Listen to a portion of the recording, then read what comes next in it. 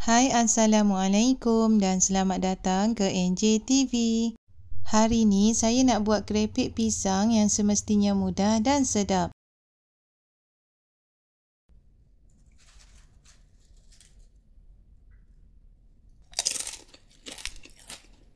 Rangup kan? Okeylah, jom kita tengok bahan-bahan dan cara membuatnya. Jom kita masak. Mula-mula sediakan 3 biji pisang tanduk muda dan air.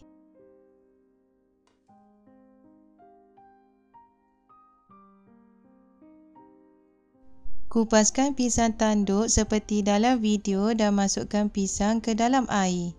Sementara menunggu untuk digoreng, pisang kita tak jadi kehitaman bila direndam dalam air.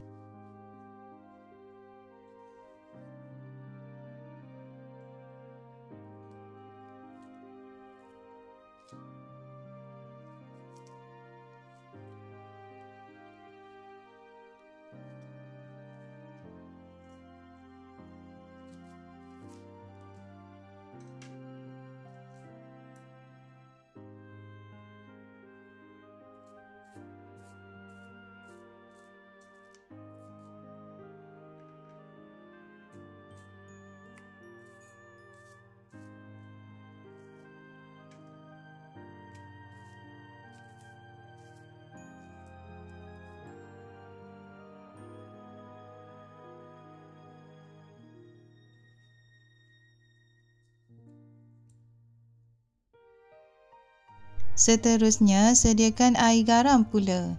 Satukan setengah cawan air bersama-sama dengan 1 sudu besar garam halus dan kacau sehingga garam larut.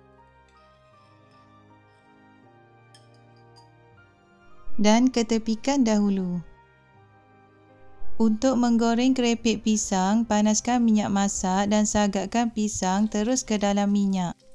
Hati-hati kerana wap panas dari minyak akan terkena tangan.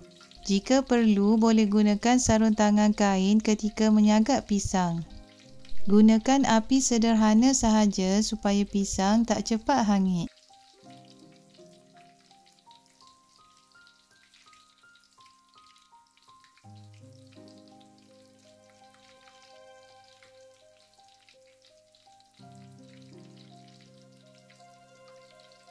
Lerai-leraikan pisang supaya pisang tak menempel antara satu sama lain.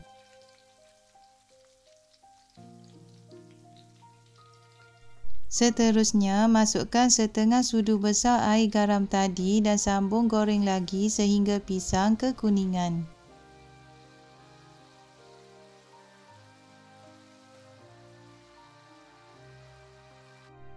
Setelah pisang masak, angkat dan toskan minyaknya.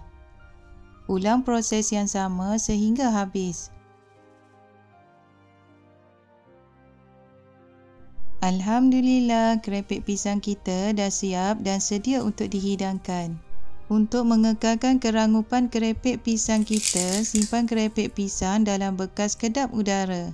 Rasa kerepek kita rangup dan lemak walaupun tanpa bahan perasa lain. Dengan 3 biji pisang tanduk ni, saya dapat lebih kurang 435 gram kerepek pisang. Okeylah, jangan lupa mencuba dan kita jumpa lagi di video-video saya yang lain. Assalamualaikum dan bye-bye.